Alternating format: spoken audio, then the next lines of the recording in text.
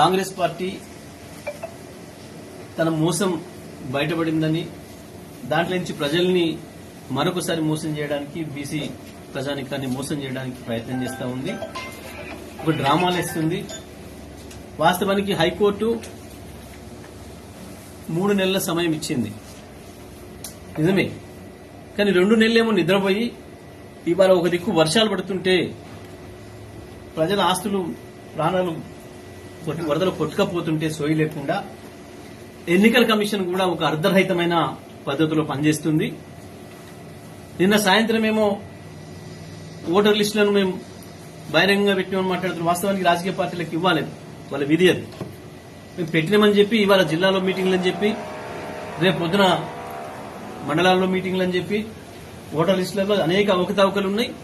ఏ గ్రామానికి ఆ గ్రామం ప్రతి ఓటర్ చూసుకోవాల్సిన బాధ్యత ఉంది, చూసుకోవడానికి అవకాశం ఇవ్వాలి. మీరు ఎక్కడో పెట్టినామని చెప్తే గ్రామీణ ప్రాంతంలో ఉండే ఒక ఓటర్కి ఎట్లా తెలుస్తుంది మీరు ఎక్కడ అప్లోడ్ చేసింది, ఎన్నడు అప్లోడ్ చేసింది ప్రజలకు తెలిసేటట్టు చెప్పిందా ఎన్నికల కమిషన్? ఎన్నికల కమిషన్ కూడా దుర్మార్గంగా వ్యవహరిస్తా ఉంది. ఎన్నికల కమిషన్ కూడా పద్ధతి మార్చుకోవాలి. ప్రజలందరికీ అర్థమయ్యే రీతిలో, ప్రజలందరికీ తెలిసే రీతిలో ఆ ఓటర్ లిస్టులను ప్రచురించాలి. గ్రామ పంచాయతీల దగ్గర పెట్టిన సంగతి మాకే తెలియదు. కలెక్టర్లకు ఫోన్ చేసేంత వరకు సాధారణమైన ప్రజలు, ఓ దిక్కు వరదలు, వర్షాలు, ఓ దిక్కు వ్యవసాయ పనులతో ఇబ్బందులు ఉన్న ప్రజలకి ఏ రకంగా తెలుస్తుంది? ఒక్క రోజులో మేము పెట్టినామని చెప్తే టామ్ చేయాలి కదా, మొత్తం ప్రజలకు తెలిసే పద్ధతుల్లో చెప్పాలి కదా. గ్రామీణ ప్రాంతాల్లో ఉండే ప్రజలందరికీ కూడా ఓటర్ లిస్టులో మీ పేరుందా లేదా చూసుకోండి, మా వాళ్ళు మాయం చేసిరా ఏంది చూసుకోండి అని చెప్పాల్సిన అవసరం ఉంది కదా. ఎన్నికల కమిషన్ కి ఆ బాధ్యత ఉంది.